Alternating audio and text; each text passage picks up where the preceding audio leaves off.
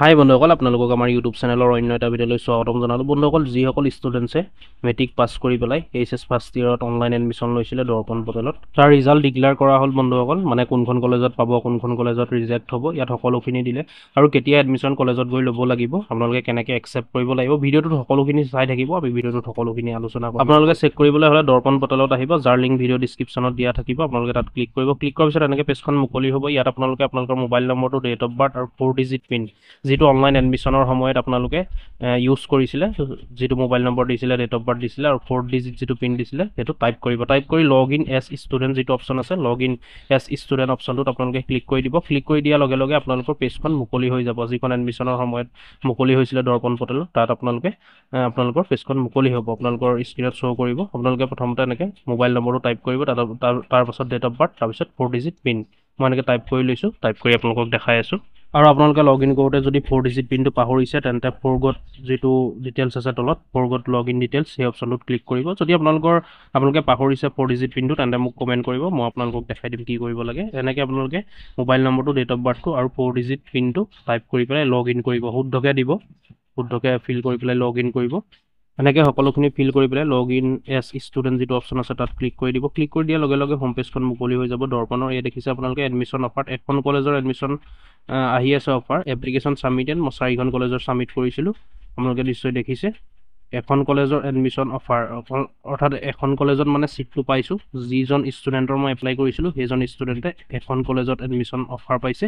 এখন কলেজত এডমিশ্যন ল'ব পাৰিব। আৰু 4খন কলেজ এপ্লাই কৰিছিলোঁ, কিন্তু 4খন কলেজতে নাম নাই অহা। দেখিছে আপোনালোকে not selected in selection or ৱেইটিং list by the institute yet.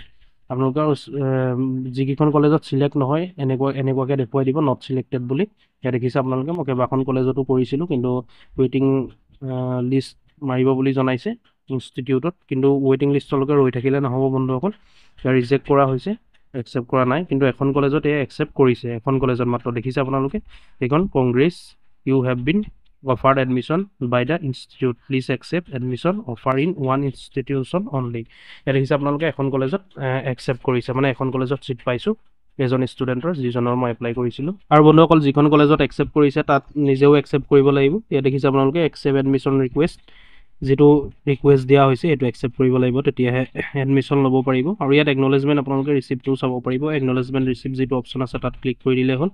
Click কৰি দিলে ডিটেইলছটো ওলাই যাব। আপোনালোকে যিখন কলেজত একচেপ্ট কৰিছে, একনলেজমেণ্ট ৰিচিপ্টটো আপোনালোকে উলিয়াই ল'ব লাগিব, প্ৰিণ্ট আউট কৰি ল'ব। আৰু ইয়াত একচেপ্টো কৰিব লাগিব, তেতিয়াহে কলেজত আপোনালোকে এডমিশ্যন ল'ব পাৰিব। আৰু 30 তাৰিখৰ পৰা 10 মে'ৰ ভিতৰত, অৰ্থাৎ 30 তাৰিখ লাষ্ট ডেট আছে, 30 তাৰিখৰ পৰা 10 তাৰিখৰ ভিতৰত, অৰ্থাৎ 30 এপ্ৰিলৰ পৰা 10 মে'ৰ ভিতৰত আপোনালোকে সকলোখিনি ডকুমেণ্টছ লৈ যাব লাগিব। যিখন কলেজ ইয়াত একচেপ্ট হৈছে বা যিখন অফাৰ আহিছে, আপোনালোকে সেই কলেজখনলৈ সকলোখিনি ডকুমেণ্টছ লৈ যাব লাগিব। তাত এডমিশ্যন প্ৰচেছটো আৰম্ভ হ'ব। ইয়াত আপোনালোকে একনলেজমেণ্ট এনেকৈ ৰিচিপ্টটো উলিয়াই ল'ব, প্ৰিণ্ট আউট কৰি পেলাই একনলেজমেণ্ট ৰিচিপ্টত ক্লিক কৰি দিলে হ'ল। আৰু একচেপ্ট কৰিবলৈ হ'লে আপোনালোকে কেনেকৈ কৰিব চাওক। একচেপ্টটো যিহেতু কৰিব লাগিব, একচেপ্ট নকৰিলে আপোনালোকে এডমিশ্যন ল'ব নোৱাৰিব।